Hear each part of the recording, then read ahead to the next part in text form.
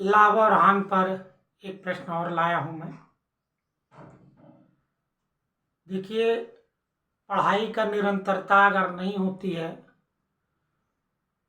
तो हम पढ़ाई में वो रुचि नहीं पैदा कर पाते हैं जो पैदा होना चाहिए। यदि हम रुचि नहीं पैदा करेंगे तो हम उस सब्जेक्ट को या उस विषय को अच्छी तरह से नहीं जान पाएंगे, जिससे हमारे ज्ञान अर्जन पे प्रभाव पड़ता है। हम रुचि पैदा करने के लिए हमें निरंतरता की ज़रूरत है, एकाग्रता की ज़रूरत है।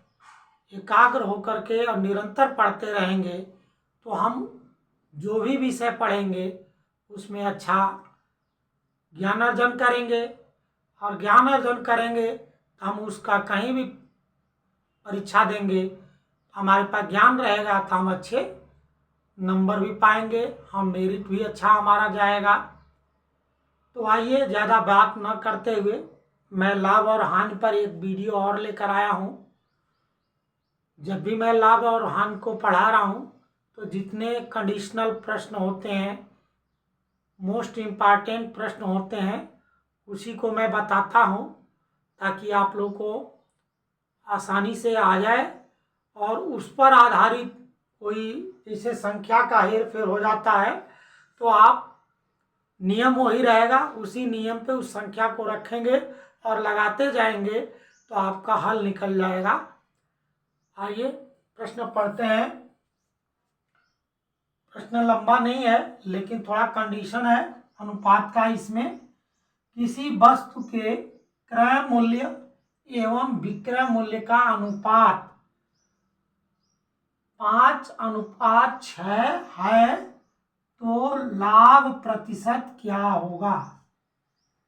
इसमें क्रय मूल्य और विक्रय मूल्य का अनुपात दिया हुआ है।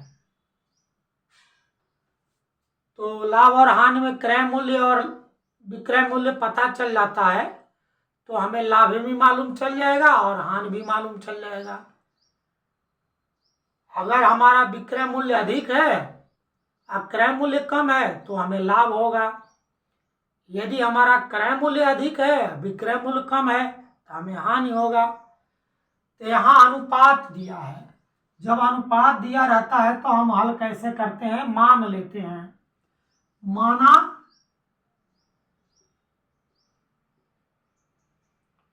वस्तु का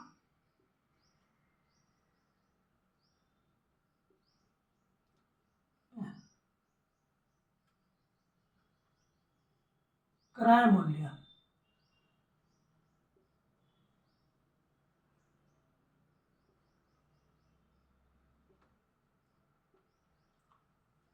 क्रय मूल्य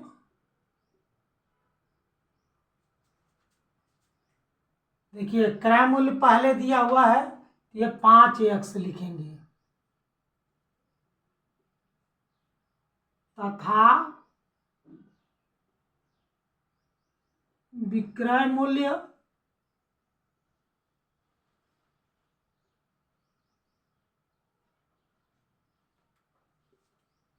यहाँ 6 लिखा है तो 6x लिखेंगे, 6x है।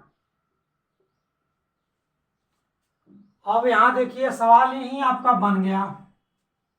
कह रहा कि ये विक्रय मूल्य 6x है और क्रय मूल्य 5x है, तो x दोनों जगह कॉमन है, लेकिन जो संख्यात्मक मान है वो विक्रय मूल्य का बड़ा है और क्रय मूल्य का छोटा है। जब विक्रय मूल्य का मान जो बड़ा है, इसके मतलब उसका मूल्य भी बड़ा होगा।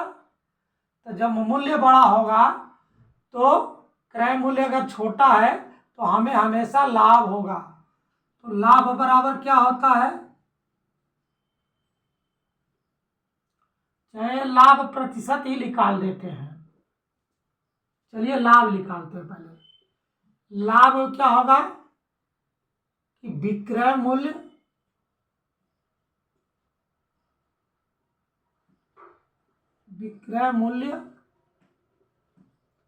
माइनस क्रय मूल्य। मैं सब कुछ इसलिए लिखता हूँ कि मेरा पढ़ाया हुआ छोटे छोटे बच्चे भी पढ़ते हैं 6, 7, 8 में, इसलिए उनको ऐसा पढ़ाता हूँ कि वो अपनी कॉपियों में लिख लें, समझ लें। कंपटीशन वाले के लिए थोड़ा सा ये लगता है कि ये क्यों लिख रहे हैं, लेकिन लिखना जरूरी हो जाता है कभी कभी। अब देखिए यहाँ विक्रय मूल्य हमारा 6x है और माइनस क्रय मूल्य हमारा 5x है, तो बराबर क्या आएगा, लाभ हमारा,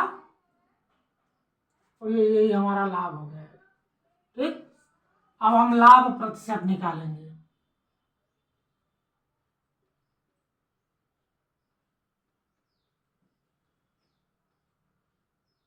प्रश्न यही पूछ रहा है कि लाभ प्रतिशत क्या होगा। हमें लाभ मालूम हो गया कि ये आ गया, तो लाभ प्रतिशत का फार्मूला होता है लाभ बटा क्रय मूल्य गुना 100, ये इसका फार्मूला है। लाभ हमारा क्या आया, 6x माइनस 5x, और बटे क्रय मूल्य क्या है 5x गुणा 100। अब देखिए 6 में से 5 को घटाएंगे तो 1x बचेगा,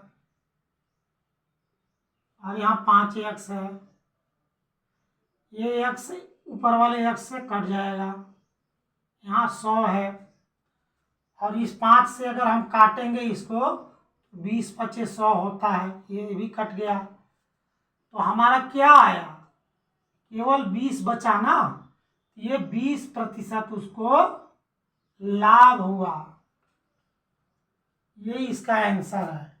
लाभ प्रतिशत क्या आया, 20% आ गया।